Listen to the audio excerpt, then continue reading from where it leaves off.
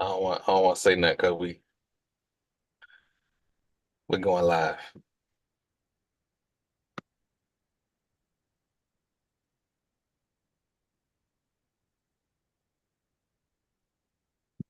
Okay.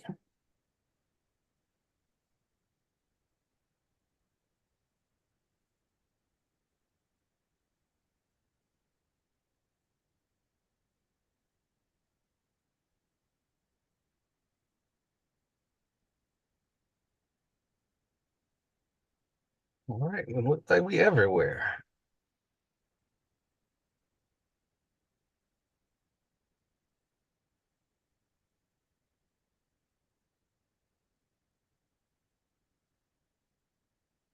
Give Marlo a couple seconds to get in here.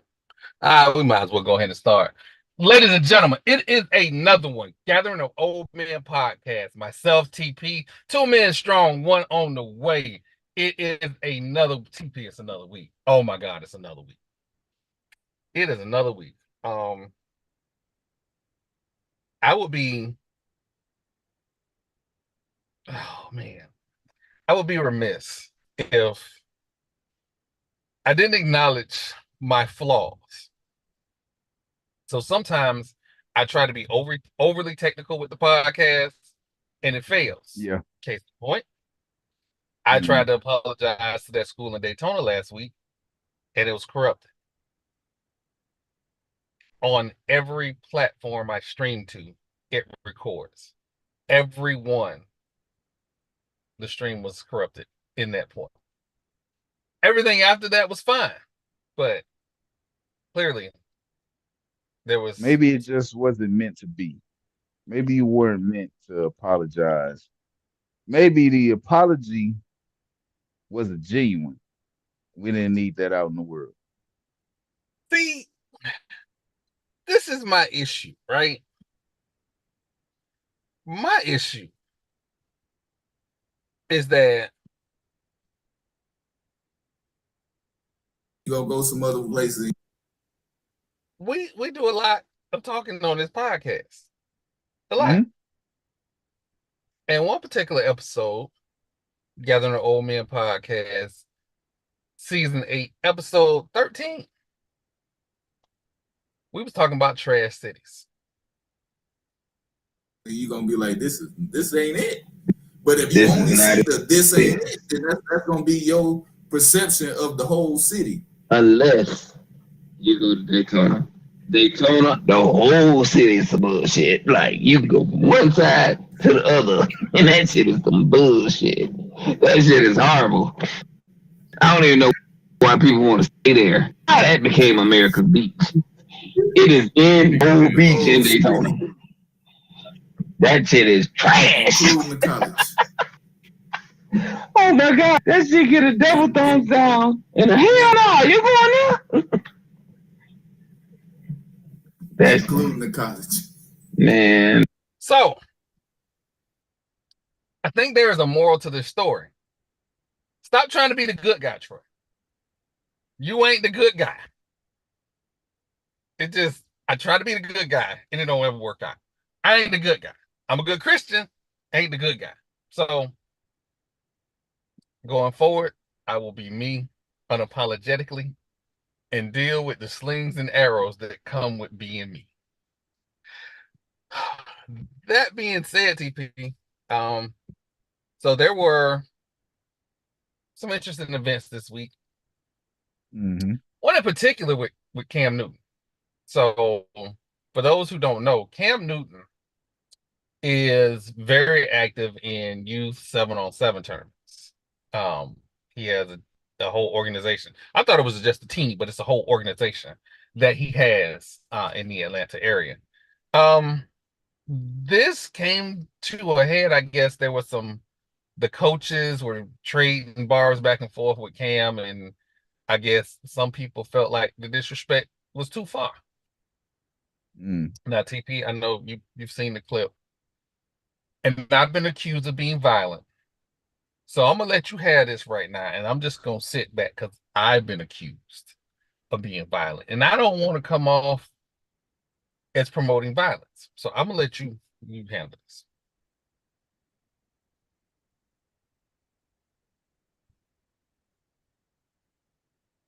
This was a fuck around and find out situation. You just can't think that somebody isn't going to defend themselves. That's what it all that's basically what it boiled down to me was he was defending himself. It was 4-on-1. There were 4 L's handed out. Fuck around and find out. And then you gotta realize that he is not a small dude. There were NFL linebackers that didn't want to tackle Cam Newton. Now I don't promote putting your hands on kids, but if 4 kids ran up on me, I'm whooping all their ass. I don't care. That's just bottom line. Whether he was right or wrong, that just depends on your perception. From where I'm sitting, he was far from wrong. You have a saying a lot of times. What was the plan? What was the plan?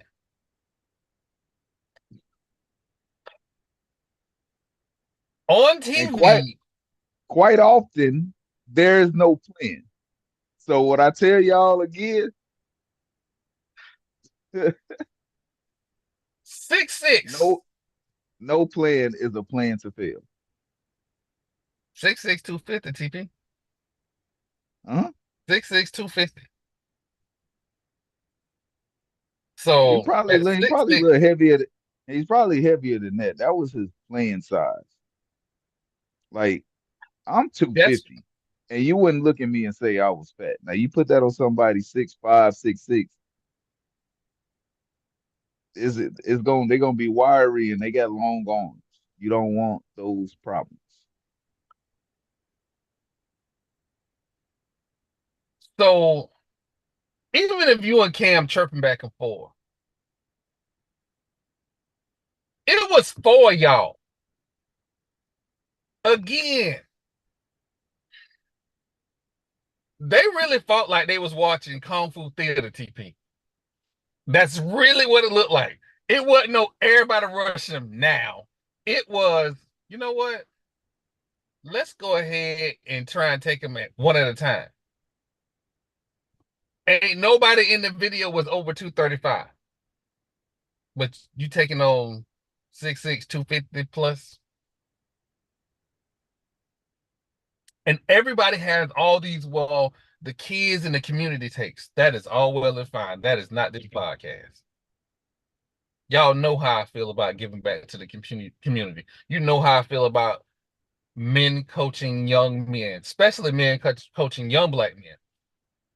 What I need to understand is that if your team and you are thumping your chest because you beat Cam in a 7-on-7, you're celebrating that like you beat Cam, the football player, which you could probably never do in life. Right. I had an AAU squad once. I beat a very prominent big Ben basketball player once because my team was just better than his. I didn't need to thump my chest. It was kids. It was kids. We were, and I was young in my 20s at the time, but it was kids, and we was coaching kids. We were not living vicariously through children. I'm going to say that again. We were not living vicariously through children. So because you could never live out your NFL dream, because you could not get all the women that Cam talks about he's been with on his podcast networks, your jealousy not only is apparent, it seeds through you to those children. Mm-hmm. And so whatever role model you were trying to serve by being a 7-on-7 coach went out the window. Yeah. Now we got coaches out there in the ether going, oh, well, I want him on my squad. He violent. What is he going to do in a game on national TV? But again, we are here. And you got to be confident in your life choices. I chose not to be in the gym when I was younger, or in the weight room when I was younger all the time. I chose to just run on my natural talent. And eventually that run out. Yeah. I'm okay with that decision. You gotta be okay with your choices, man. Gotta be okay with your choices. Oh man.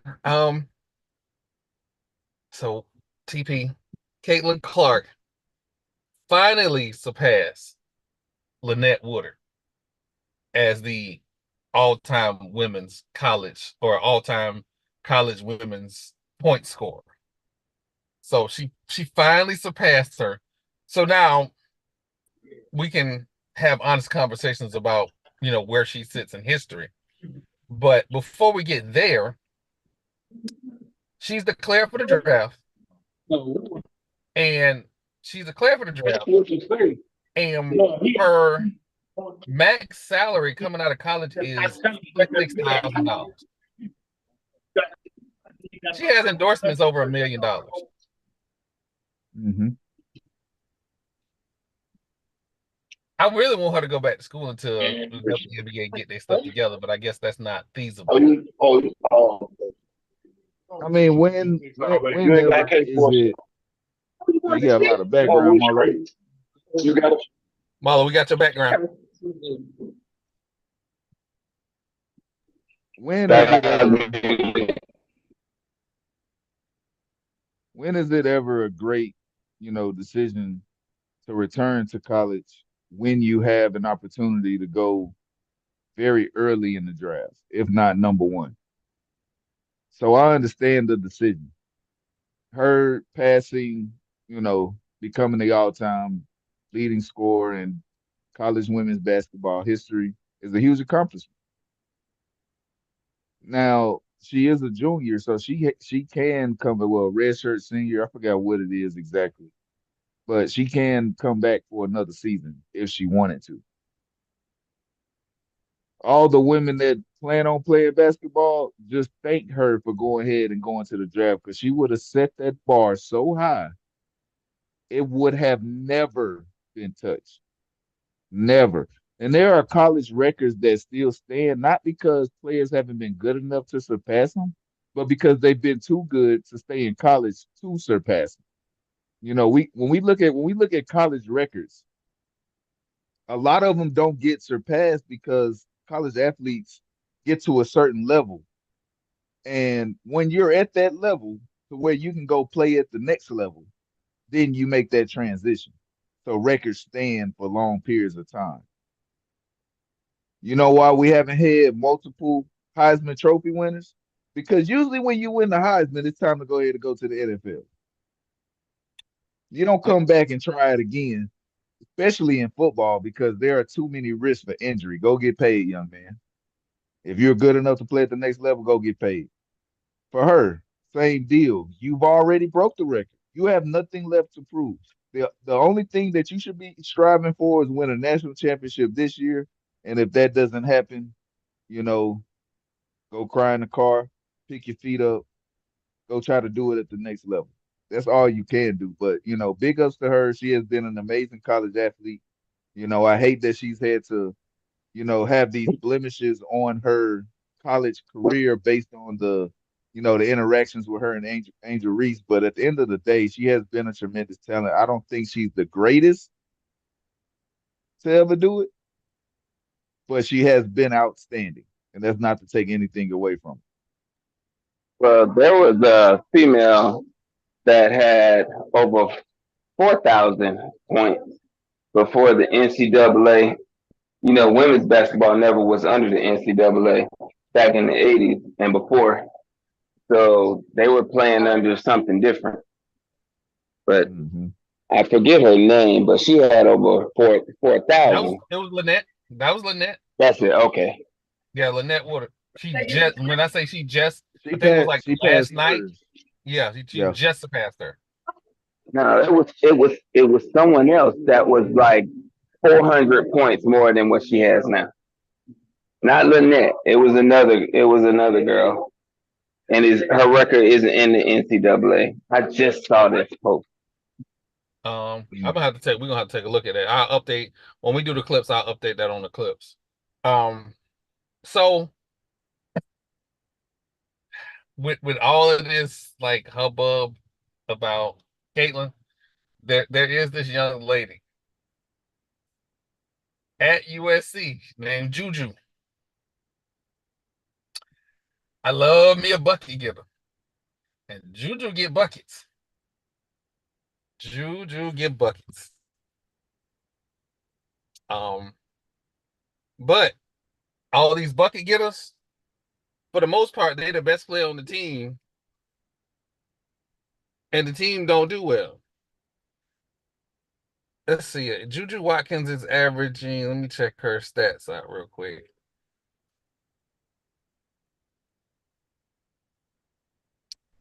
She averaging 28.2.7 rebounds, 3.4 assists a game on 41% field goal percentage. Ooh, she's a plus 150. She a freshman. She is a freshman. So the future is bright, is what you're saying. Yeah, the future is bright. Future is very, very bright. The one thing about college sports, there is always the next one. Maybe not necessarily in the WNBA or the NBA, but there is like immediately always the next one. You want to know? You want to hear a crazy take? You may not agree. You may agree. The competitive level that college and pro athletes compete at today is higher than it has ever been. And I say that because more kids are trained early on in life for these sports than at any point in history. When we see people doing great things now, we somehow forget that they are going against much tougher talent. Or when they seem like they're middle of the road, if you would have put them playing against the same competition as, a lot of the older people, it wasn't so, what's the word? Densely populated as at the top. But now we're seeing incredible athletes at every level. Everybody can shoot threes. Everybody is tall. Everybody is fast. To set yourself apart, you have to do great things. And I feel like, that is something that should be applauded when you are able to compete at a very high level. Not to take nothing away from anything anybody has done before. All I'm saying is the talent level is much higher now than it has ever been in history. And I think that there's always going to be a next person up. There's always going to be another person stepping into that spot to take over as the best player at their position or in their sport. LeBron James is going to retire soon. So when we watch the NBA, who are we going to consider the best player in the NBA? Is there going to be somebody that we've had this conversation, Michael Jordan versus LeBron James, for years? Who is the next person that is going to be added into that conversation? When we look at college athletes like Catlin Clark, we put her in that same conversation with Cheryl Swoops, Candace Parker, and a bunch of the other college greats that came before her. So who's next? The lady name is Pearl Moore. Francis American from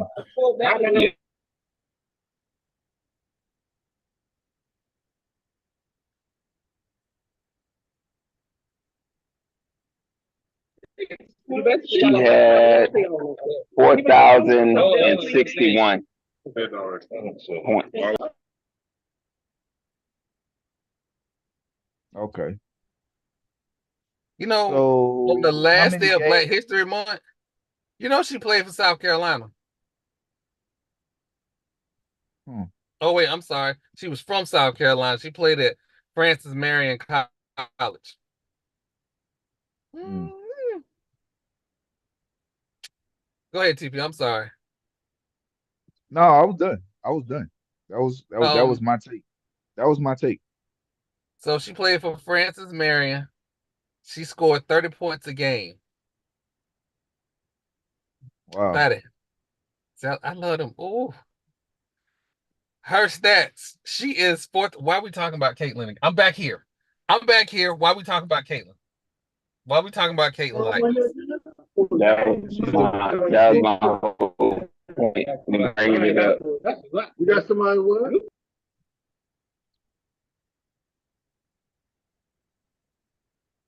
I mean, she has the record, the NCAA record.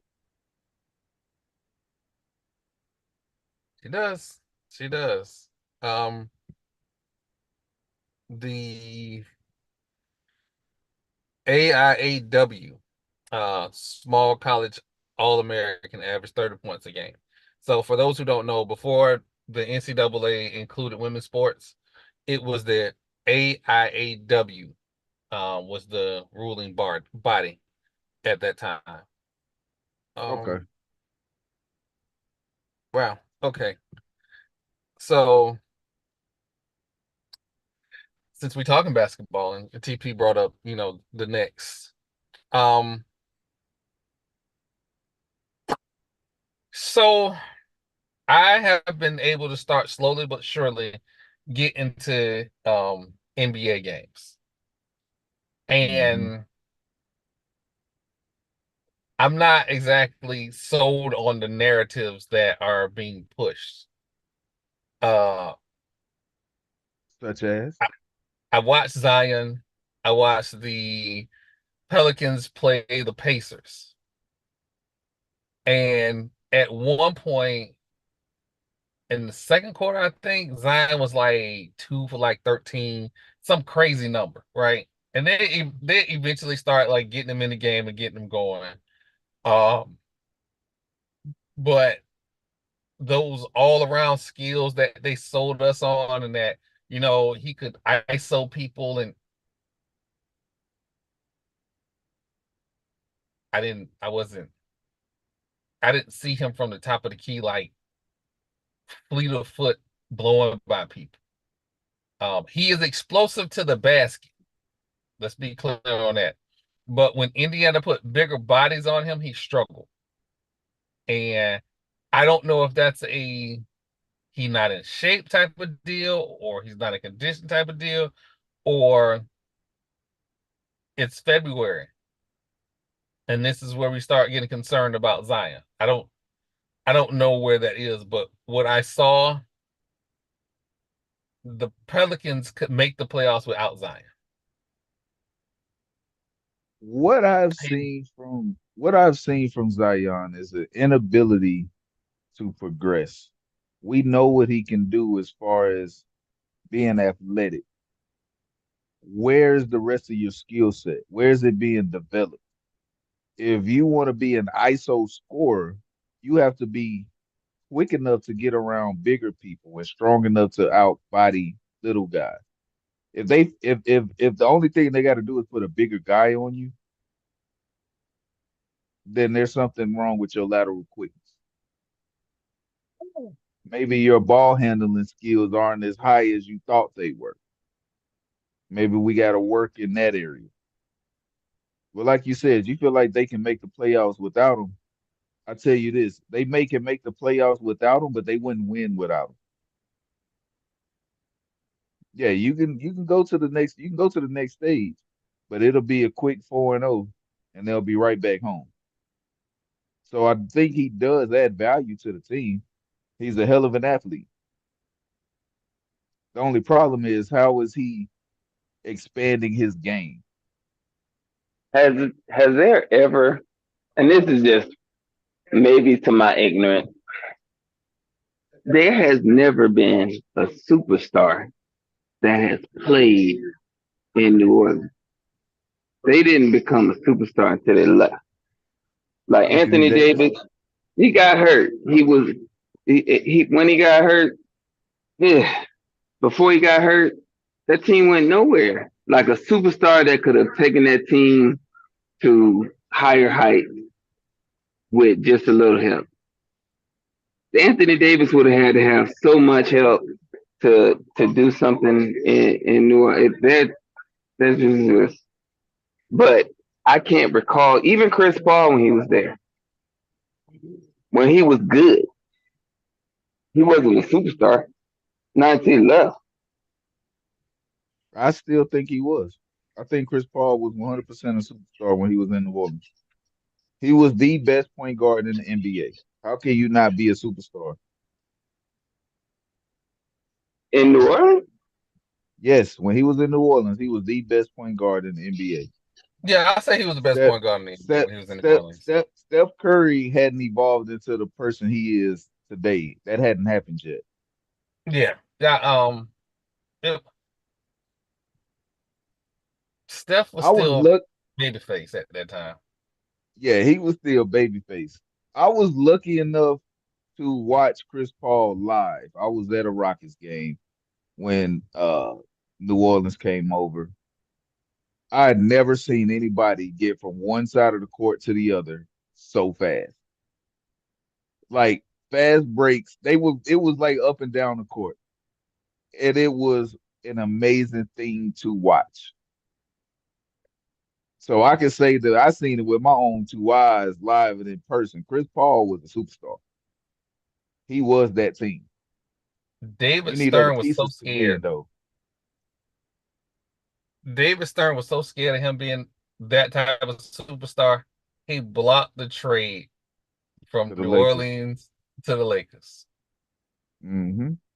His stats when he was in New Orleans, he averaged 18 points, 9 assists, and 4 rebounds in 425 games. Mm-hmm. Marlo finna take off on Chris Paul. Oh my! All right. Nah, because I like Chris Paul as a point guard. I think he is a true floor general. He is that, but what he has never won an MVP or came close to even being the best ball handler in the league. That says something. You said he wasn't a superstar. That's what you said. Right, he's not. To me, what Chris Paul would never be considered like a LeBron. Of course, he wouldn't even be considered Anthony Davis. So that's the level we got to be at to be considered a superstar. If that's the case, then it ain't the two in the league. But no, I'm saying from New Orleans, I have never seen a player that go to that team and is elevated to the superstardom. I don't know. Oh, okay. I see what you're saying now. I see what you're saying. But why? Why? Because they haven't won? No, it's. I just think the organization is the. Anytime you have the league running the organization, it's a problem. It's been a problem. They're not going to spend money on players. They're not going to. I think David Stern literally being afraid of Chris Paul going to the Lakers tells you that was a superstar. How sought after Anthony Davis was tells you he was a superstar. He may have been injured a lot, but that's not to take away from his talent. He was a superstar from the time he came into the league. He took Kentucky to the national championship and won it by himself. They came back with 4 players that went first round and couldn't win. That tells you everything you need to know about him because there was no other first rounder on that team with him. And then they came back with Michael Kidd, Gilchrist, got the other dude, the point guard for the Nuggets. Oh, and two and Karl Anthony Towns, and it was Murray. one more guy. It was Murray. Huh? Murray Yeah, was the point Jamal guard. Murray, Jamal Murray, Michael Kidd Gilchrist, uh, Cat. It was one other guy. All went first round, but couldn't win. Anthony Davis took Kentucky to the championship by himself. And when he stepped into the league, he was already looked at to be a superstar. And he balled out. People were afraid to see him. The only thing they wasn't afraid of No, was the rest of his team. They weren't afraid of the rest of the team because they didn't build around him. that part. That part, they didn't build around him. I will say that. They did not get him any help. But to say that he wasn't a superstar, there's a reason he was so sought after to get away from there. Well, so I see what Marla was saying because New Orleans has not been known to keep their superstars because they had Boogie and they had AD for what, 1 season, 2 seasons, and they broke that up and traded both of them. But what did the Lakers have to give up to get Anthony Davis? Oh my God.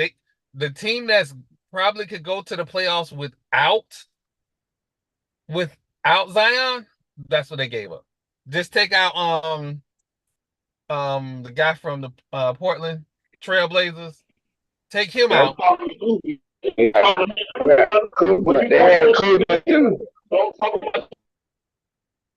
Take him out, and you got yourself a playoff team. You got yourself a playoff team. That's what the Lakers gave up. That's what's going on with the Lakers right now. LeBron scored 34 points last night. Mm-hmm. Put the Lakers on his back. Outscored the other team 19-16 by himself. So he outscored the team by himself in the second half. So in the fourth the Clippers quarter. got a brand new logo. They got a brand new arena they're going to play in. And they got a brand new ass whooping from old ass LeBron. Stop talking to me about the Clippers. Pandemic P is still Pandemic P.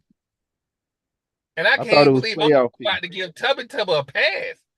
TP, I thought it was playoff P. Yes, he can play. Look, hold on. I never said James Harden couldn't play. I said James Harden disappears in game 7s when you need him the most. I will die on that hill. There's a reason he has led the league in both scoring and assists and steals. He's led the league in all 3 of those categories at least one time in his career. All right. You don't do that. You don't do that in the NBA and not be good.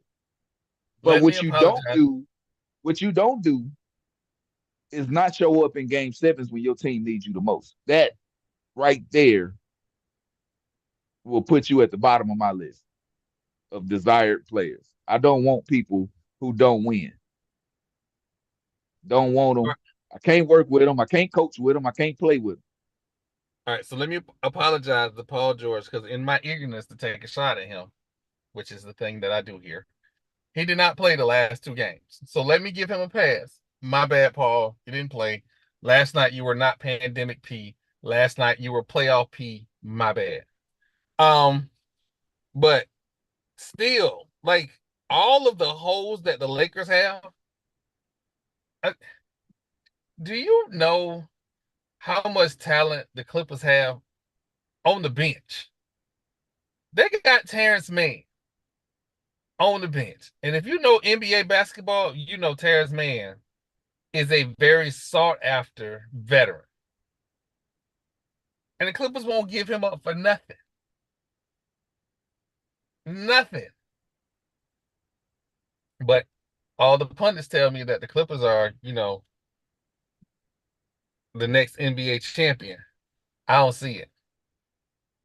They look a little small to me. I don't see it. I don't see it. I still think Denver comes out the West, but I can get to that in a little bit. TP,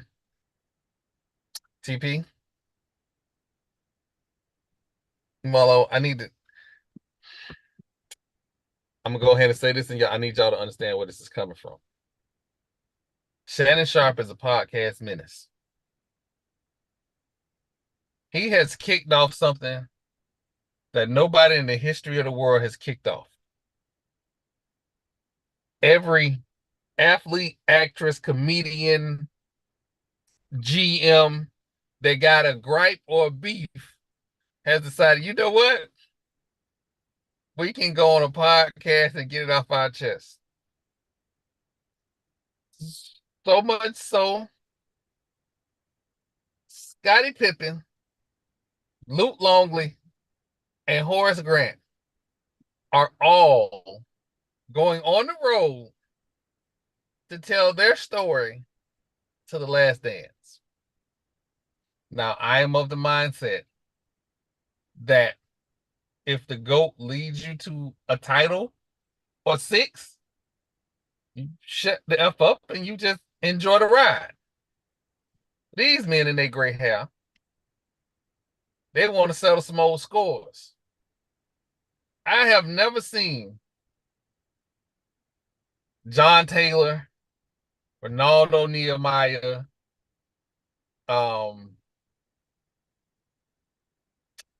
Craig, Roger Craig. I've never seen any of those guys.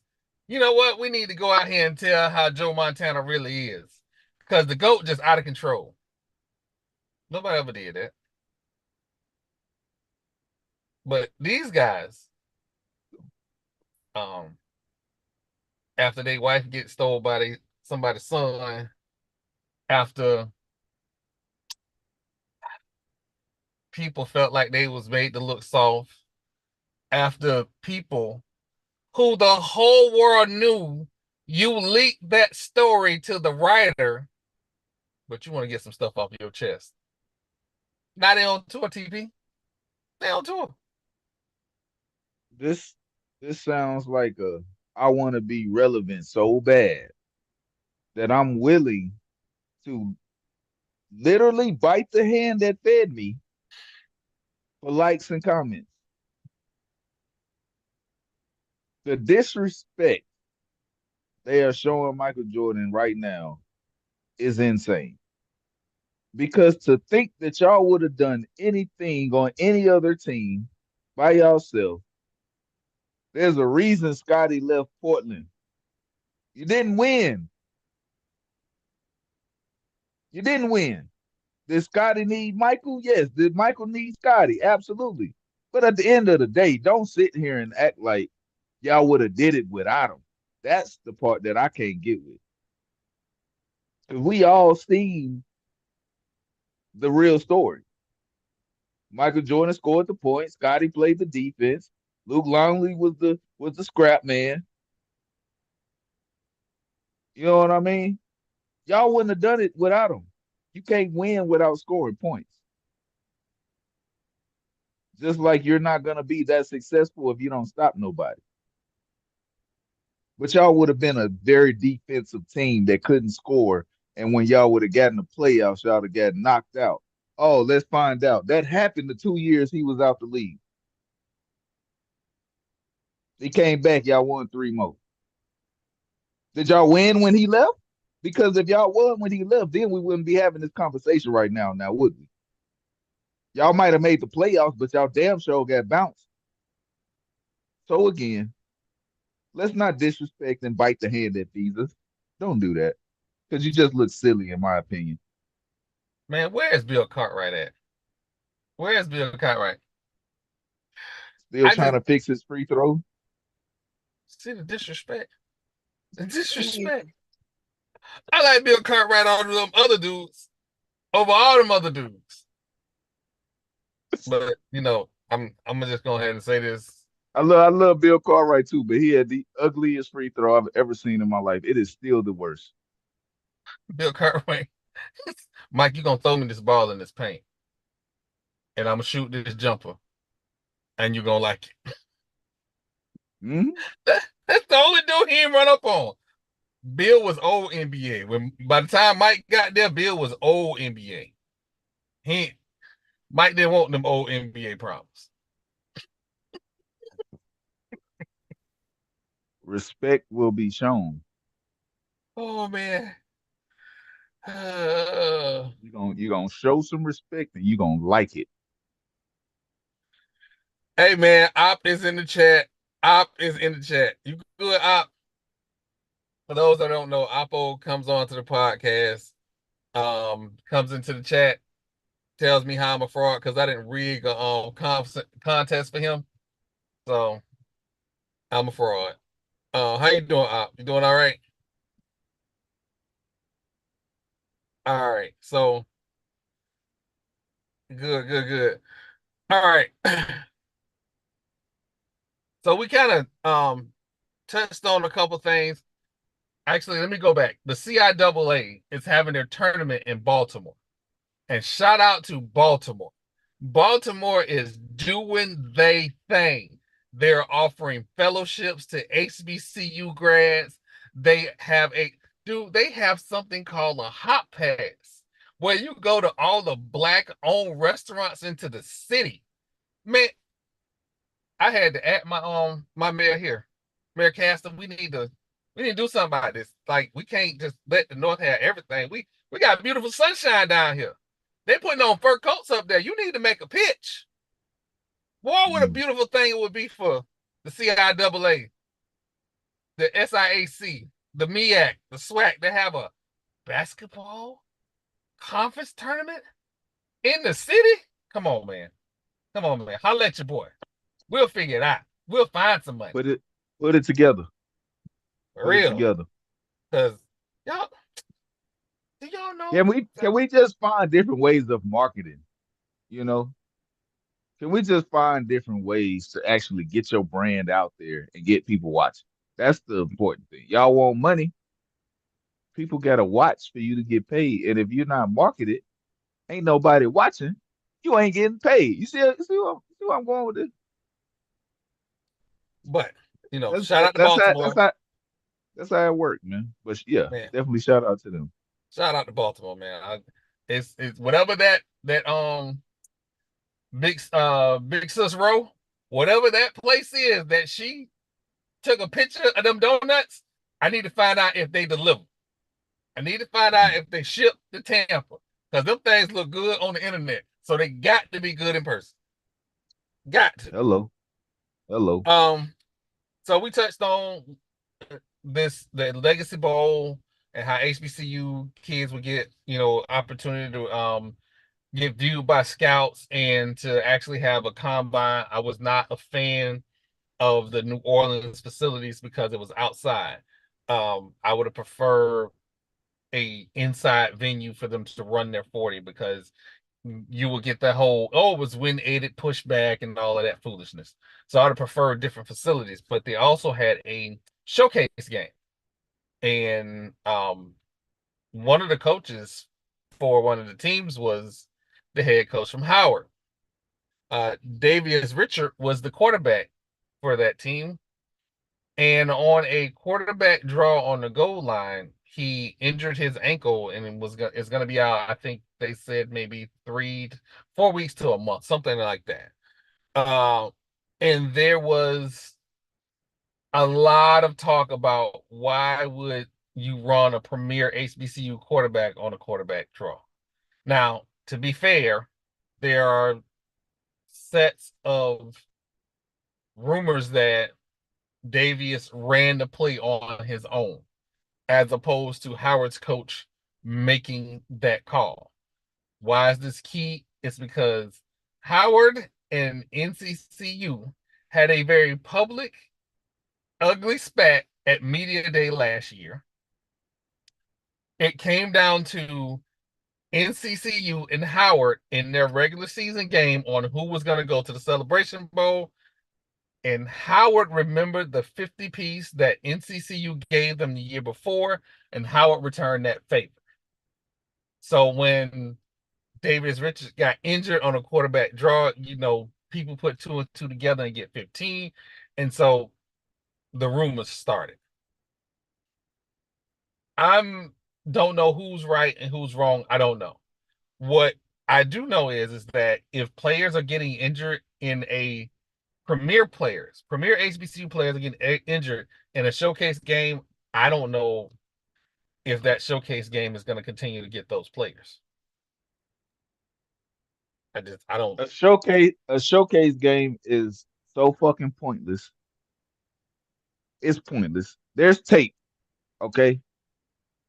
There's tape, and every scout in the NFL has tape on every single player in HBCU. There is no need to go out and put yourself at any type of risk that way. Football is a physical sport already. You don't need to go out and showcase.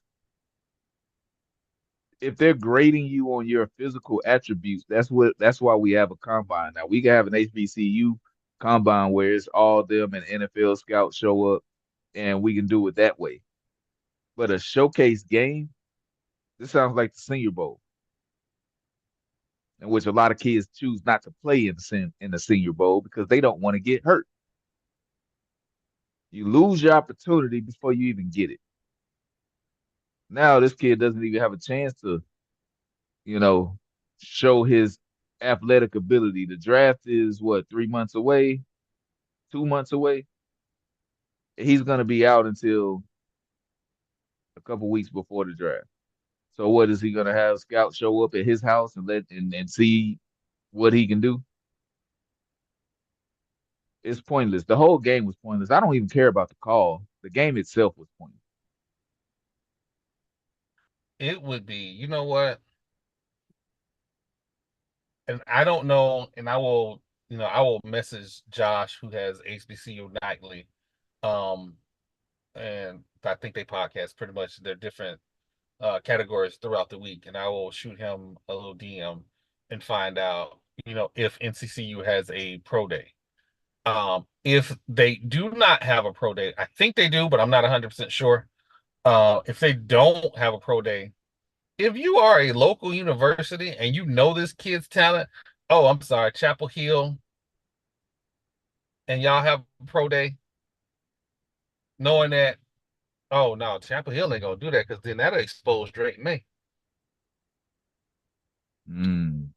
Oh, I said that out loud. Did I say that out loud? Another overrated quarterback. You know who Didn't he lose to Duke? Yeah.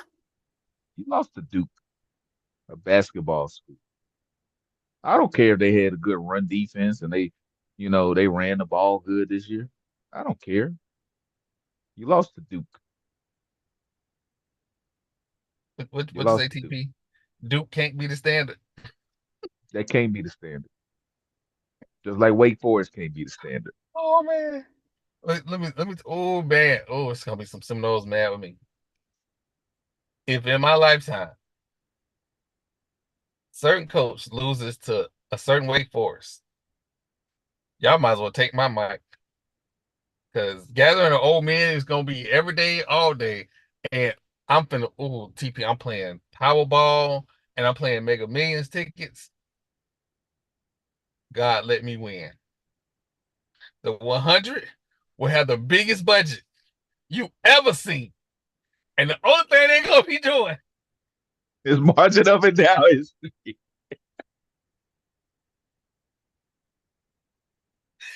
Oh, thank you. Oh, my. I'm just saying. Just saying. Come outside. My kids got to go to school. Fuck your kids. For real. Should have thought about that when you lost to Wake Forest. Why am I the one trying to run in my town? Why you ain't running out of town? Oh, man. But he had a very good season last season, except for the part where he went for an onside kick against your in-state rival, the Bootskins. And then you played your quarterback against Northern Alabama. Outside of that, I don't really have no issues. No. He won. He won every game up until the bowl game.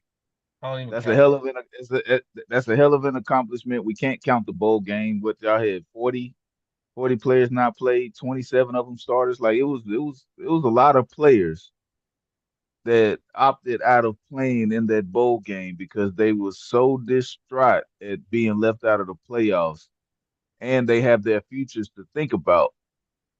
And see, the whole bowl system itself is it's in the process of being revised for this very reason. There's no incentive for players to play in the bowl game. There's no incentive. Oh, we won. We won a bowl game. Yay, yay us. I'm leaving the school, but they won a bowl game. Where's the incentive? And right People, now, the only incentive people want to hear is money.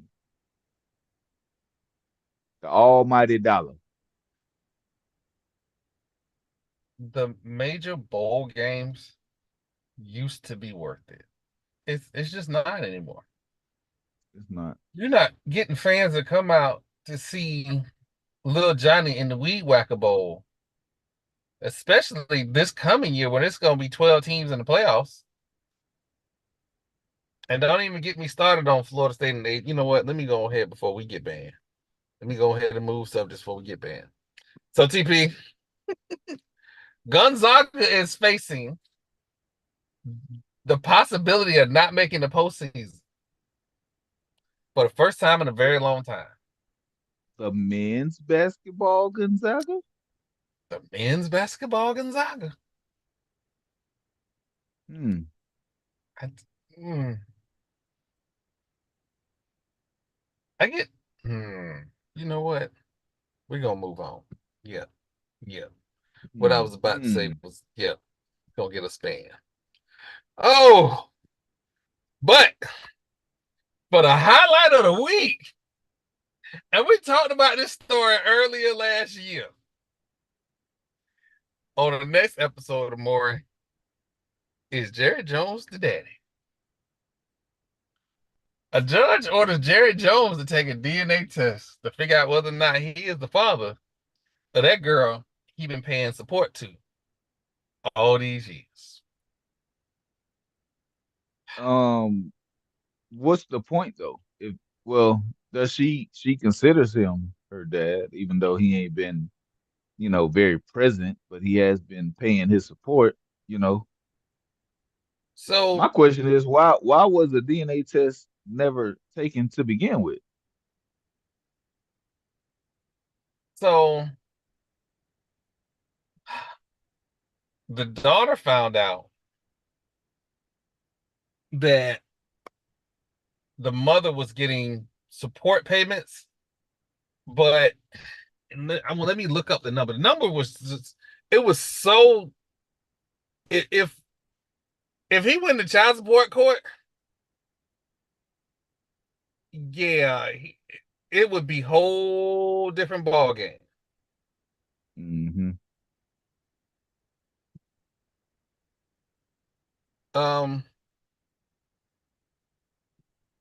So let's go. And the story goes back. This is a story that's been going on for probably what 2 years now. Mm-hmm. I am so sorry, newspapers, that I have ad blockers up. I apologize. Newspaper matters.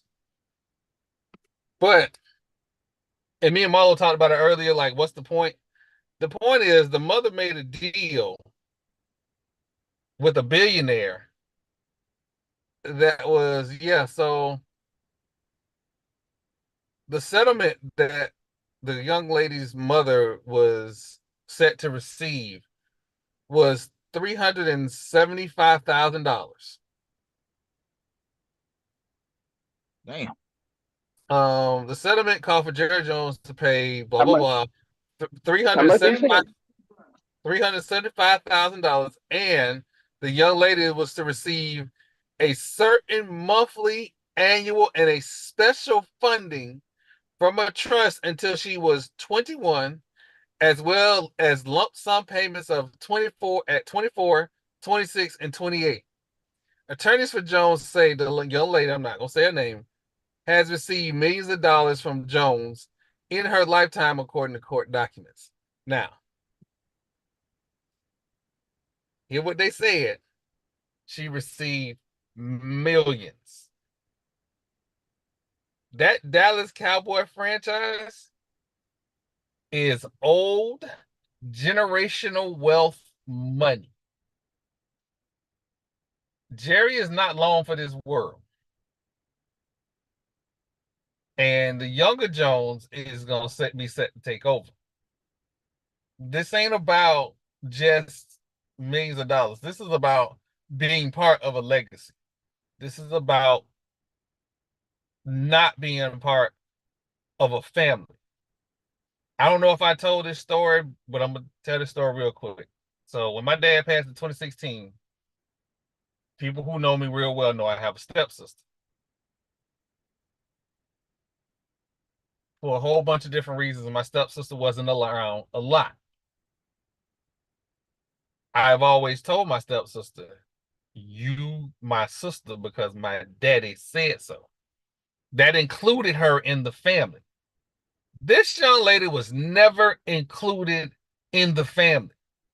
So it's everything from, hey, I just found out who my daddy was and he ain't want nothing to do with me, to people probably around her calling her a fraud. Now, also remember, her and her mom was on a reality show. And they never mentioned Jerry Jones or the money or nothing. So it's a whole lot of personal stuff going on there. But I do not believe this is a money grab. It does not, with all the numbers that are out there, it does not look like a money grab. Even the mother only getting $375 doesn't look like a money grab. I think this is more of, this is who I am, acknowledge me, so on and so forth. She might even want a relationship with the old pervert. I'm not sure. Oh, wow. I call Jerry Jones an old pervert. I hope y'all ain't looking for me to apologize, because I ain't. All you gotta do is Google. The pictures are out there. I think you did highlight something very important. Having your name associated with something means something. And when it's an organization like the Dallas Cowboys has this top 3 as far as sports franchises in the world. Just giving me a little check ain't enough. If that's my family name, a little check ain't enough. I need a piece, part ownership. When it's time to divide assets, once he leaves this earth, I need to be in that conversation, not just, oh, here's a check. So I definitely understand that whole situation. What happens if the results come back and she's not his daughter?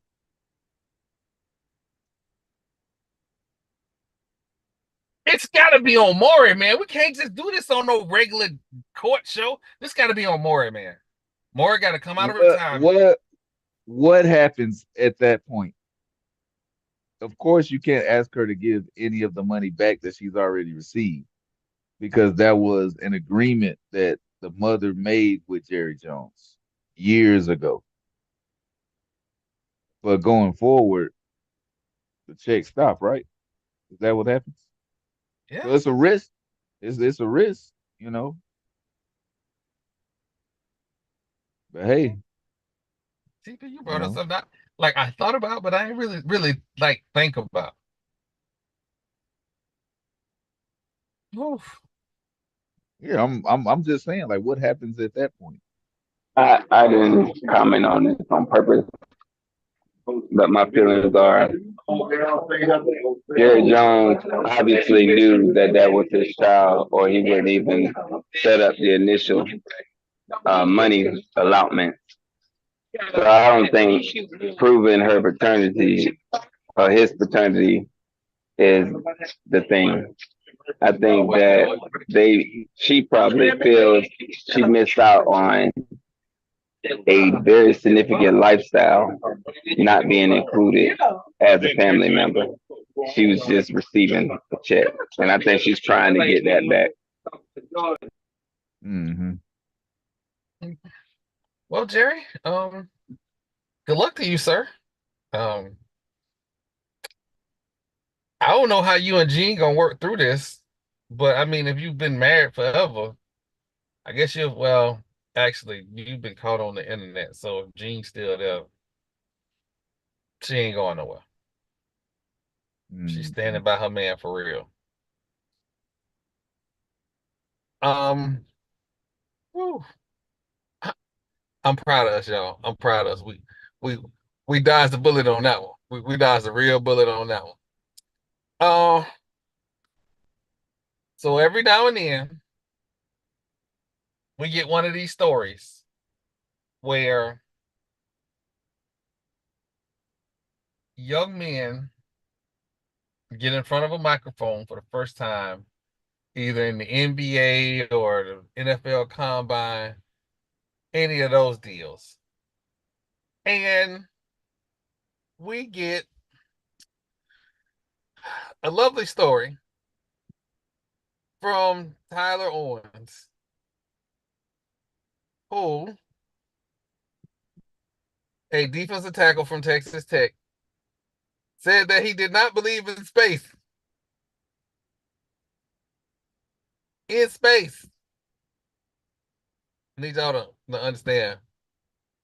This man said he didn't believe in space. He went to Texas Tech. Now, I don't know what part of technology says that there's no space. I don't know what they're teaching at Texas Tech. He said, I don't know what they're teaching. He didn't get that from Texas Tech. Look, even if the world is flat, there's still a space. What did he say? He said, and I quote, he said, and I quote, I thought I used to believe in the heliocentric thing where we would use to revolve, I'm sorry, let me go back because hold on, let me go back because my dyslexia is acting up. I thought I used to believe in the heliocentric thing. Hey, USA Today, quit showing me ads. We'll try it again. I thought I used to believe in the heliocentric thing where we used to revolve around the sun and stuff. But then I started seeing flat earth stuff and I was like, this is kind of interesting. They started bringing up valid points. So, I mean, I don't know. Could it be real? Couldn't be. He's played two seasons at Texas Tech. I would take my child out of that school. I think I would.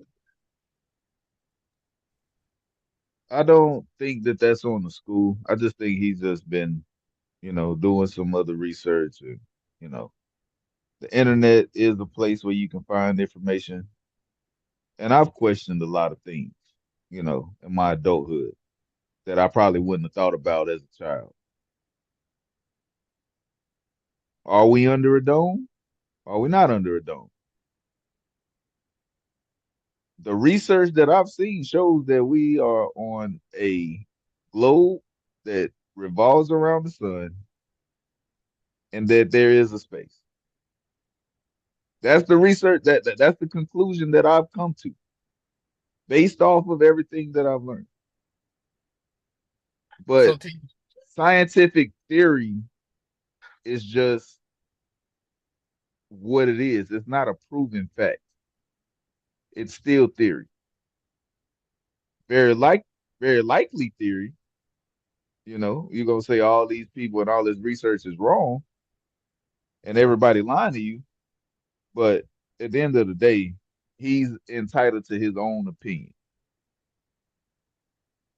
There is See, a whole community of flat earthers. They even say it, they got it on their website. There is a whole community of flat earthers around the globe. I want you to think about what I just said. That is what's on their website.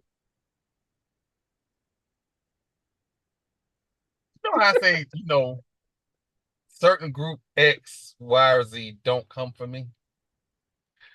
Your flat earth people, if y'all want to come for me, I'm okay. I'm not the intellectual barbs you may throw my way. They won't be too thorny, so I'm okay with it. I'm okay with That I can't believe that it is 2024 and anyone on this planet thinks this planet is flat. They need to go to the end of the flat part and jump off. But you can't go to the end of the flat part. Exactly. Because there ain't no space.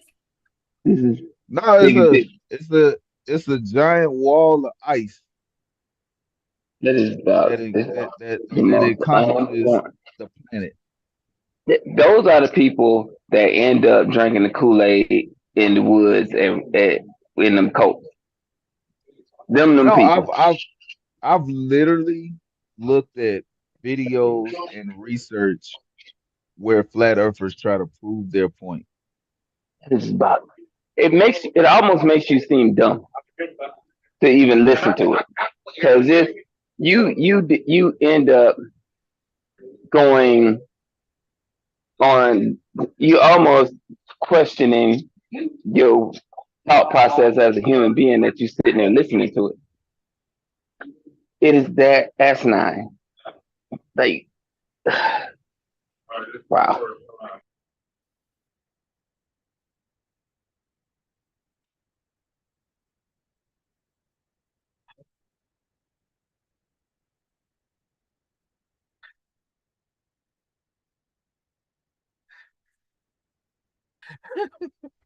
Okay, so ladies and gentlemen, we have a live chat going during our last podcast. And oh man.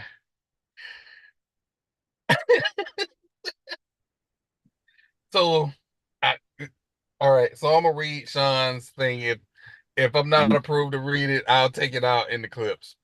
Hold on. Before you start that, my son he did research for a lot of scientific, and his one field of study is space, where they used to go and look at the big observatories, and like if that, this is frustrating to me to hear people in 2024 still saying. I almost want to call him, and he has a degree in math and physics. He has done research on this subject. If he hadn't came to me telling me, Dad, everybody's wrong. The earth is flat. Yeah. Go ahead, Troy. I'm sorry. I'm at a loss of words for this. All right. So if we are frozen on any of the streaming platforms, I apologize. It may just be my laptop. But Sean posted that he worked with a flat earther that one day got mad with him. He showed him, and I quote, showed him a ticket. You can buy a plane ticket from Cali to Hawaii. He ain't speak to me in a while. You know what? I probably shouldn't be making fun of people. I probably shouldn't. You know what?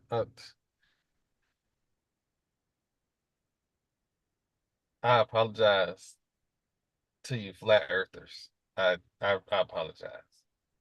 Marlo shouldn't have told y'all to go walk to the end of the earth because, like, where you gonna fall? Ain't no space. So we got they want to hover. Where they go? Like if you, that's just like saying if you would go to the top of the Eiffel Tower or the Empire State Building and jump off, you just gonna float. You don't get them on your time. Like gravity doesn't exist. I think no matter what you believe, whether or not the Earth is flat or round or globe, there has to be something beyond the clouds, beyond the sky. We aren't looking at nothing like now. If you turn out the lights and you look out your window, you can literally see outside the Earth. So you saying that don't exist? It's a reflection. We're just we in a dome. We're in a small dome on somebody counter. That's just we're an experiment. If oh man. there's no space, then how do we exist? So oh god, I'm gonna get off this flat Earth thing because there is something that has had the internet in the chokehold for the better part of 2 weeks, and I tried to ignore it. And we are about for the first. No, this is the first time on a sports podcast we're going to talk about a 50-part TikTok series My called wife watched. Surviving Legion. I'm sorry, Legion. TP, somebody sent me this, and I'm not one of the people that can watch. Like, I will watch a Tubi series. I'm not watching Tubi no more because I figured out them people are on Tubi. I could watch a bad Tubi series from start to finish and be okay. This was 51 or 52 10-minute videos about, I'm sorry, the shirts are called Surviving Legion. The series is called the series is actually called it's called Wow, who the fuck did I get married? Yeah, who the fuck did I get married to? That's what she called it. Wow. When I tell you, it was funny because my wife started listening to it. She was deep into it, and I sat down and started listening to what the lady was talking about. Now I'm asking questions.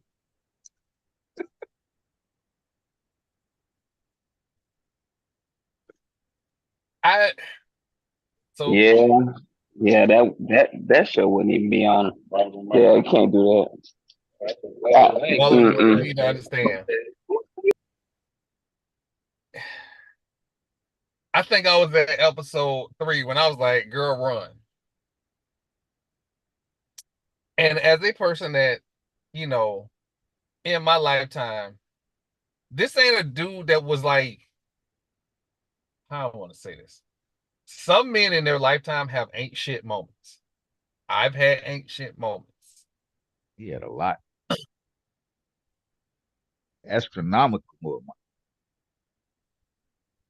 It be your own people sometimes. Anyway, this wasn't that. This wasn't him with a whole bunch of women and all it. This was crazy. On a when the real estate agent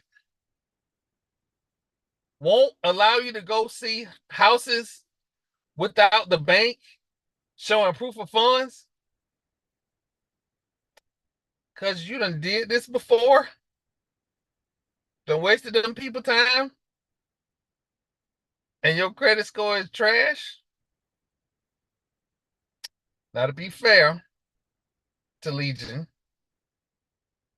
this woman started off the series by saying that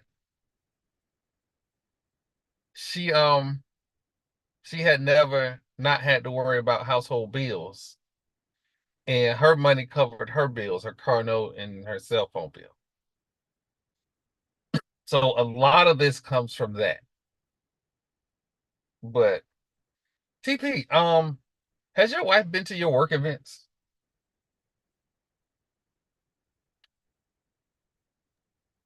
What you mean work events? Like, maybe they'll have a Christmas party, or like when you was in the Air Force, did your wife ever go to like Air Force events and meet your coworkers? No, because I didn't even like them motherfuckers.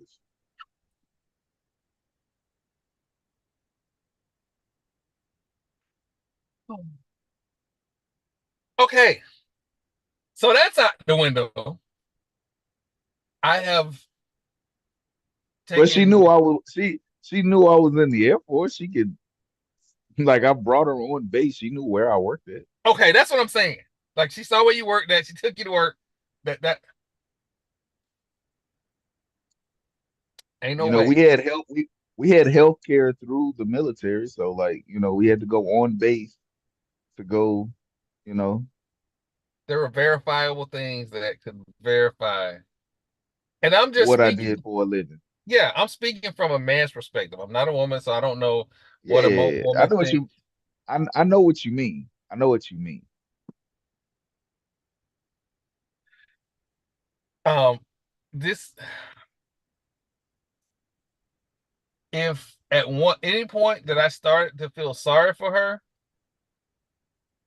I stopped because it became like I willfully wanted to be not see these things. Like she caught him in a lie, knew it was a lie, and was like, you know what? I'm glad it was a lie. There's a song called Lie to Me. This was that song. Yep, this was that song. And I watched out of 52 episodes, probably 16, because I couldn't do it no more. However, um, I also watched Mia Copa, and I would rather watch those 52 episodes of Who the Fuck Did I Marry as opposed to watch Mia Copa. Um, Mia Spoiler Copa alert. was it should have been like a series. It should have been two different movies. I don't know what I'll tell you what if it you is. haven't if you haven't watched it, it was the Black 50 Shades of Grey. Mixed with Medea goes to jail Yeah, because like it's it the was exact same ending. Y'all really like, and the internet they was really telling me, they really they really tried it with that one. TP, I'm that was telling me I'm it was I'm trash. I'm I was laughing like why the fuck are we watching this? I was so mad. And I promise y'all, it will probably be a very long time before I bring up topics such as these. But they had the internet in such a chokehold that I was like, well, let me check this out. And every person that posted about Mia Copa said how trash it was. But not me. I'm just, you know what? Let me go ahead and watch this movie. Hmm. I can't get that time back. Nah, I that's can't. gone. Your time is cooked, sir. Um, Your time is cooked. You will never get those hours back. oh, um, did you see the video of the Florida State defensive lineman? I have not. This, um, Yeah. I don't.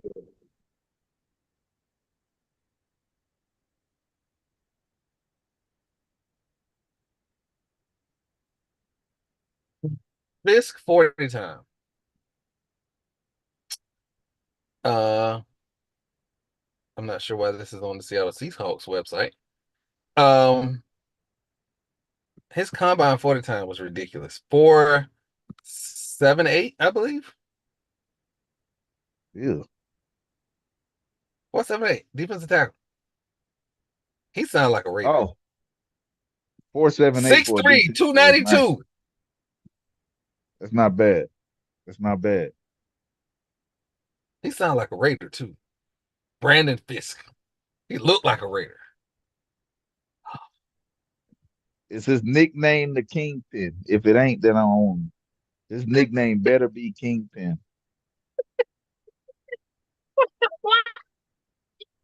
Wow. Oh, are we allowed to give NFL players nicknames? Let's find out. Oh man, and oh, this why. This dude is why the NCAA didn't want Florida State in the playoffs. 4.78 40 TP 292 6'3". Yeah. Uh-huh. Don't tell me you thought it was a conspiracy. I ain't say it. But where there's smoke, Whoa, we about to get through some combine stuff. Penn State's Chop Robinson.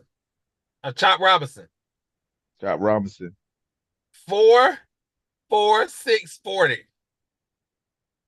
He's 6'2", 254 pounds. I like it. I like it. He sounded like a Raider. You think everybody sounds like a Raider? What are Raiders known for? Speed. From the 60s, we like speed. What are the Bucks known for? Wide receivers getting run down. That's what the Bucks are known for. Walk them down. Pretty much. Down. And we've been kind of like, Marlo been getting passes these few weeks. But they got some stuff on the horizon. They got to pay Baker $30 million. They got to do something about Mike Evans. He on the free agent market. Like, came in with all them shit. Like, so I don't know if you've seen, but Saquon has identified the Texans as his preferred landing spot. And I couldn't be happier. Y'all need to figure that out. I couldn't be happier. Come on down. Good sir. Wait for it. Just hear me out. If Mike Evans goes to the Ravens gonna be a problem. The Ravens are gonna be a problem.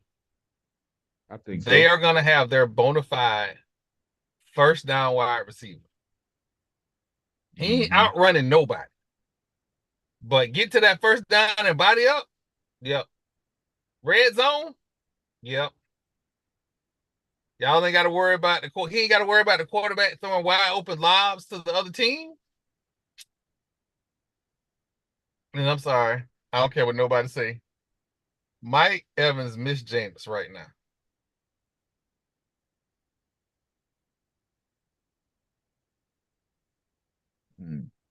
What? No, push back.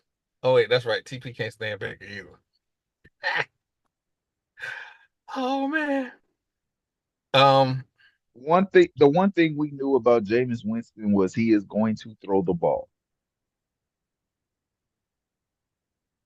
He is going to throw it, whether you're open or not. He was throwing it to Mike Evans. Mike Evans was the most targeted receiver ever when Jameis Winston was a quarterback. He threw for 30 touchdowns. I mean, he also threw for 30 interceptions, but he threw 30 touchdowns. And the most and Mike Evans caught the majority of it. So yeah, I can see why, Mike Evans would prefer. Because at least he would get it in the vicinity of him. I don't know how many times I've seen Baker overthrow Mike Evans.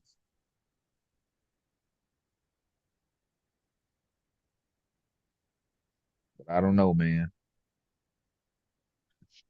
Yeah, Sean, yeah, I know Kurtz did well today as well. And for a lot of people don't know the defensive linemen and linebacker, the front seven were running 40s today. So it today was a very interesting day for Florida State for sure. We don't really touch on baseball a whole lot. Spring training is here, especially in the Tampa Bay area. There are games going on from Charlotte, all the way over to Lakeland and Tampa, Newport Richard, Dunedin.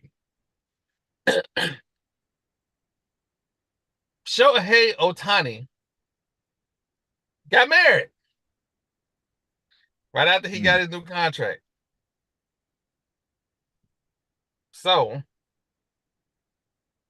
I don't know where he got married. Maybe he got married in Japan. Who knows? But even if he got married in California, because he has deferred compensation on his contract, he ain't gonna owe a whole bunch of money if things go left. That was a smart move. Unless she hang around to the end of that contract. Woo!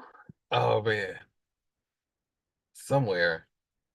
Everything his manager has done has been to protect him. Yep, I agree. I 100% think that agree. manager, there should be an award for managers, and he should be the front runner because all he has done is protect his client. Now, I mean, if she stays around the length of the contract is like 10 years. Yeah, So if she's around that long, I would hope that it's a happy marriage and it ain't no, you know, it's hard to have ulterior motives for 10 years with I anybody. agree. I So, agree. so hopefully, it ain't no situation where there's a divorce to be, you know, settled in court or whatever. But his management team, shout outs to them. Shout out to the managing team. And prayers up for Tyreek Hill's management team. Because they have the dumbest client on the face of this earth. So you pay for the model's son's football camp. You invite her over for one-on-one football drills. She holds her ground in one drill. You get embarrassed. So you rush her and break her leg.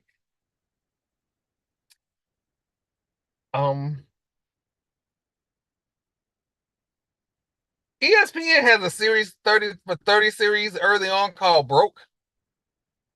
And it's about football players going broke. They need to do a version 2 in about a year and a half. Year and a half. For everybody that talk noise about the Chiefs getting rid of Tyreek Hill, didn't they just win 2 Super Bowls without him? Okay. I was just checking.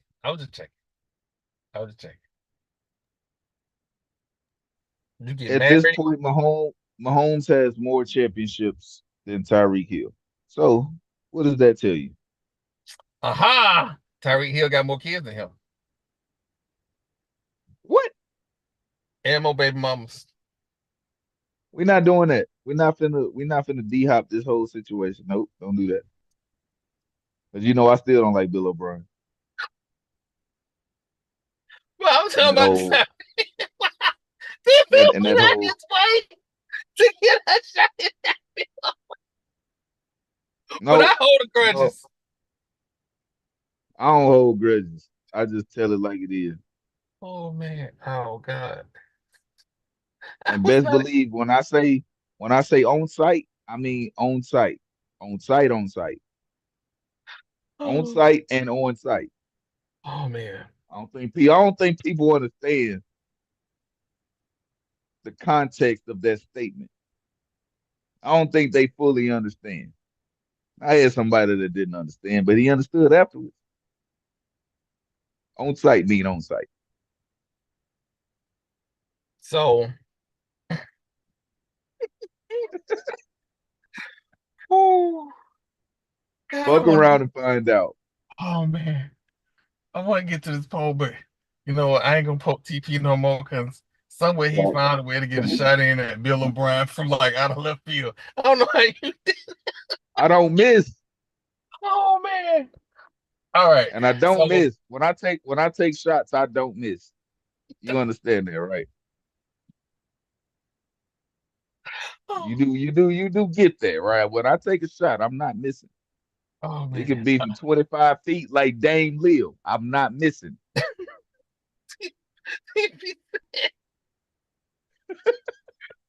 Oh man. Oh. Top 5 corners coming out of this draft. I do not right now. So until after the combine, I personally don't have a list just yet because what we see on film needs to be confirmed um, through drills. I'm not a big fan of the whole underwear Olympics. I don't care, except for the quarterback position. I don't care if you're 6'2" and got 15 feet, wingspan. I don't care about all of that. Like I care about what the game film says and what translates. So the shuttle drill, the 40 time for corners, that translates. Um, the on the field drills, are you smooth coming in and out of breaks? Are your transitions nice and good? But I try to be, because I'm a Raiders fan, I'm a passionate Raiders fan. I try to like hold back my excitement until we start getting into, as you can see when we start talking about 40 times, until we start getting into the combine and seeing some of the results. I am, just FYI, I am always excited to see the fastest guy in the combine. I'm always interested in seeing who that guy is. But other than that, I don't really get into, hey, this is what we think until we start getting into the combine thing. What was I about to say? Oh man, it just I'm sorry. All right, so the last month I decided I was going to do a monthly thing because I'm on Twitter heavily now. I am an HBCU fan. I am an HBCU enthusiast. So I have a HBCU social media rivalry poll that I do monthly. Last month is up on my Twitter page. You can see who I had up there last month. And last month, number one was Alabama State and Alabama A&M because their sheer creativity in their rivalry is unmatched. And there's a guy, Nick Eden, who is a Alabama State guy. Wait, hold on. Let me make sure. I'm gonna go on Twitter and make sure I don't get that wrong because them Alabama State people don't play. Um, they'll have you in a freaking Family Guy meme in no time. In absolutely no time.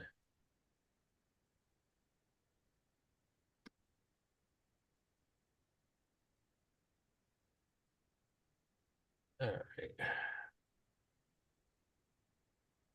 Yeah, Nick Eden is an Alabama State guy. Whew, God, I messed that up.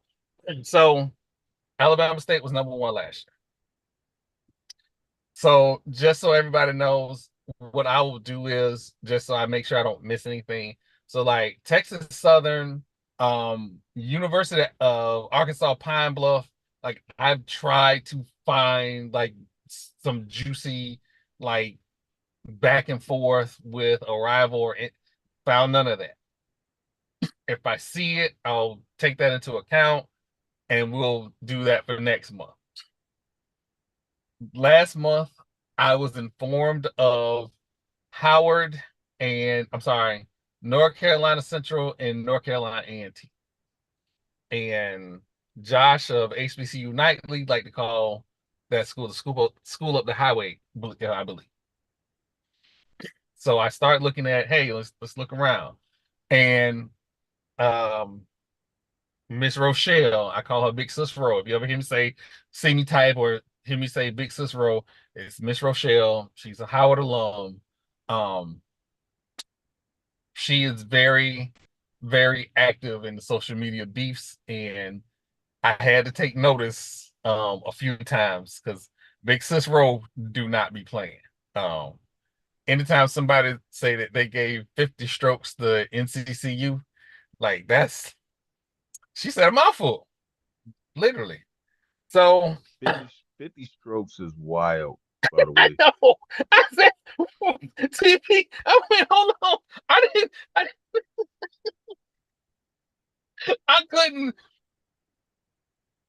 I couldn't ignore that rivalry.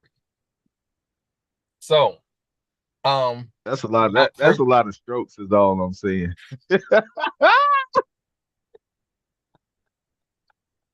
oh, you know, the day that you talk about 50 strokes in sports oh man. Anyway, so As long as it's golf, it's okay. all right. So without further ado, before we get banned from these streets, the upcoming March HBCU social media rivalry poll at number 5.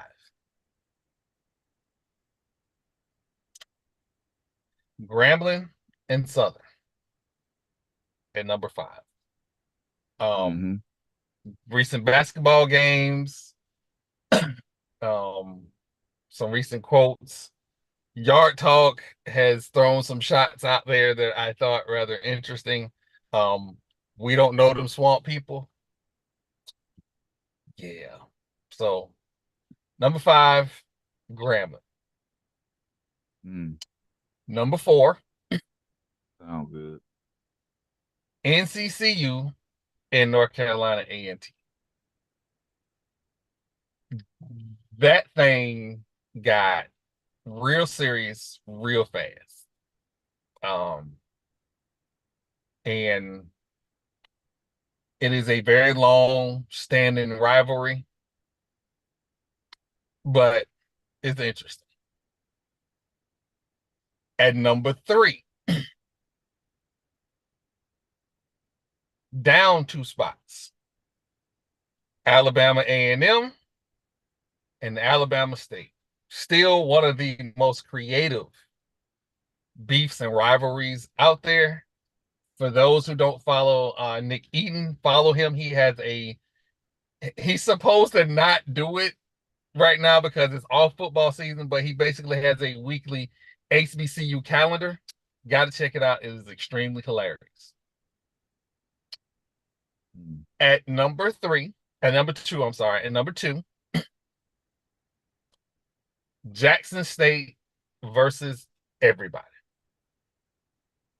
The people sit around at their jobs, at their church, at the daycare, feeding the birds, at the bowling alley.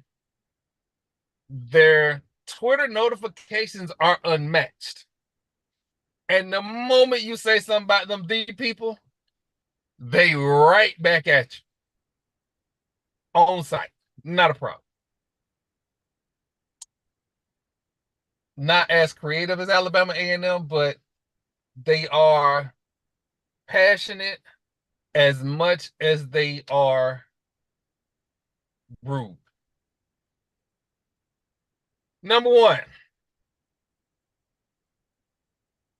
Florida A&M versus Jackson State. Now, when I say this, please understand, Jackson State is not Florida A&M's rival. Florida A&M's rival is that school in Daytona, Bethune-Cookman. I said your name. FAMU and Jackson State. It is on site every day, all day.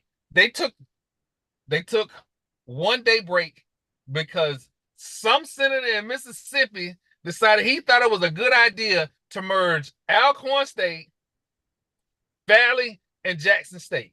Are you stupid? Are you stupid? You took time out your day to do something stupid, so we had to take time off from the beef to deal with you. But once everybody made they say, had their say so, it was back on site. And She Loves Thee,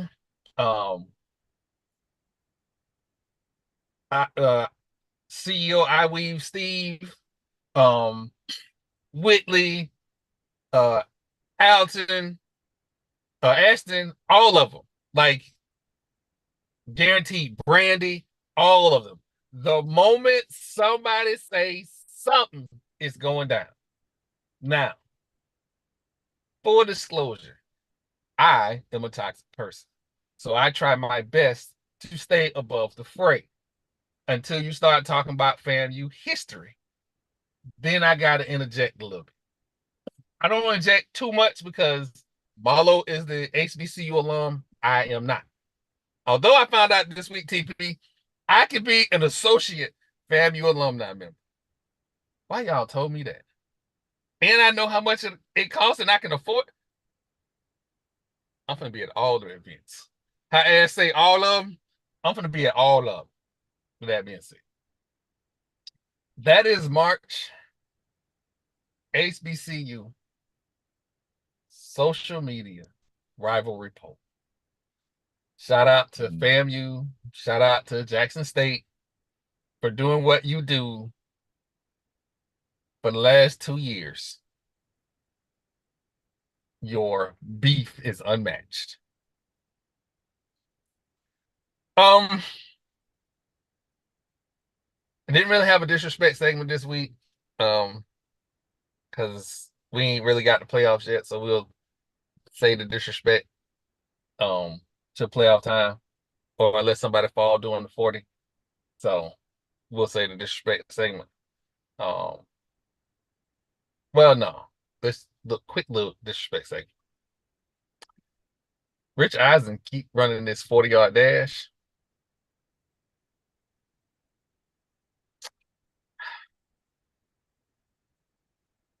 I don't know why. I know he gives to charity. The first 30 times it was cool. Now, I don't know. But anyway, this week, the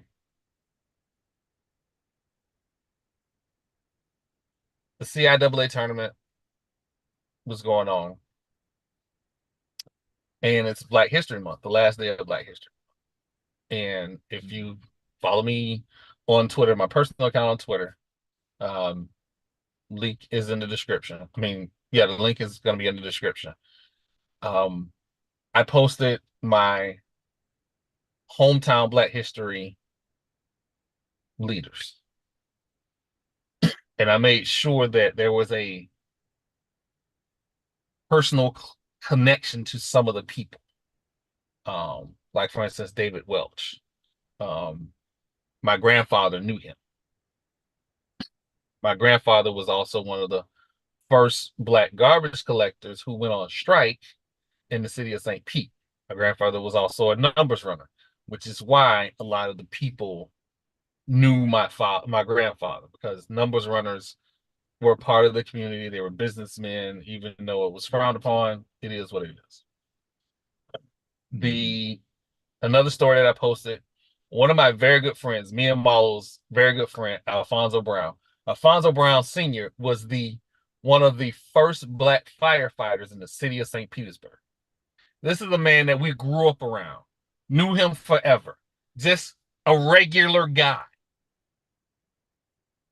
And he's one of the first Black firefighters in St. Petersburg. My cousin Quentin's dad is also one of the first Black firefighters in St. Pete history. And I'm saying all this to say, Black history has happened and is happening around you every day. We just don't take time enough to give people their flowers while they're here and take time to revel in it. Black history is not a 29-day event. It is every day, all day, 365. The Weekly Challenger was a newspaper, one of two newspapers, but they're the only ones still around that gave us Black information.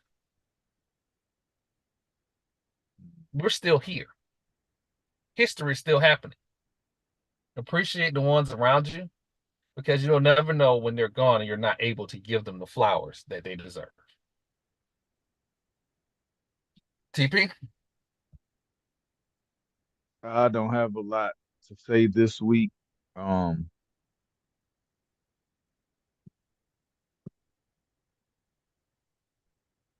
Yeah, the basketball season is heating up.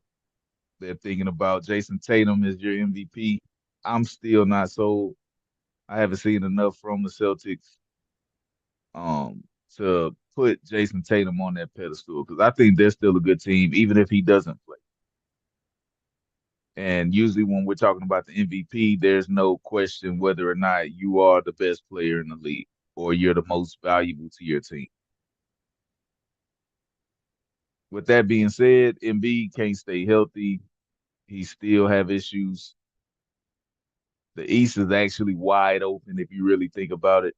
I don't see any team just dominating to the point where once we get to the playoffs, they're going to just sweep everybody and walk into the finals. It's going to be a slugfest.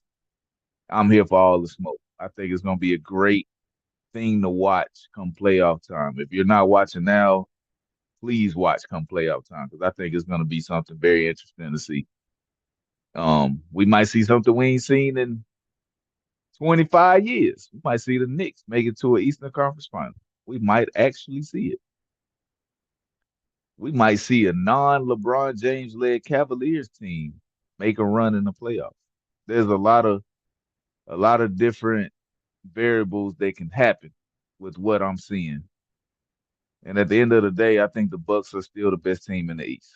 Till they are knocked out of the playoffs, that's my favorite to go to the finals coming out of the East.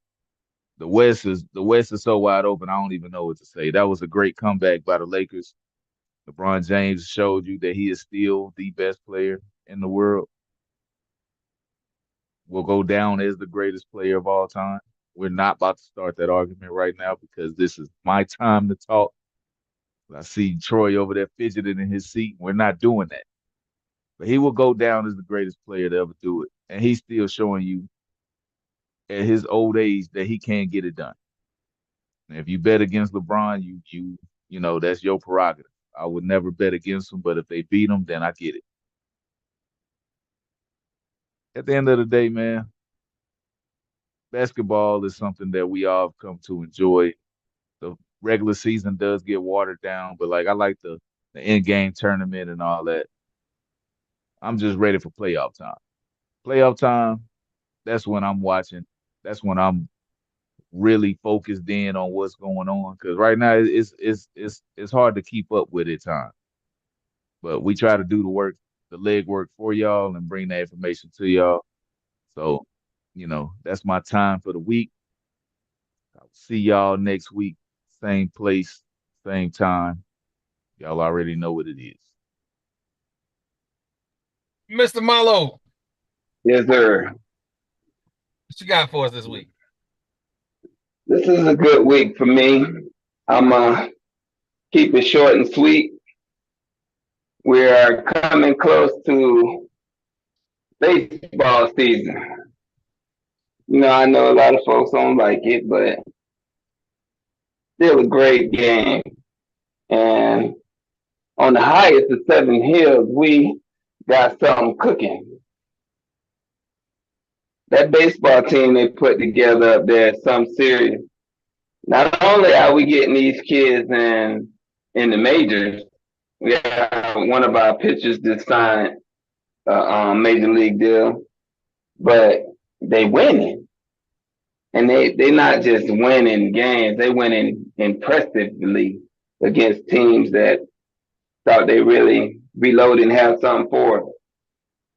So I'm excited to see what this season brings. So shout out to Fan U, shout out to the baseball team, shout out to the women's softball team. Coach Wiggins is having the softball field named after her. She was an integral part of counseling me. Like I worked for her during the summers. So Coach Wiggins is one of those women when she talk, everybody in the room listening. She deserves all the flowers she's getting. I'm glad she's still here to get them. And congratulations to Coach Wiggins. And for everybody else, y'all stay up, stay positive, keep moving forward, doing your thing. And that's all I got to say.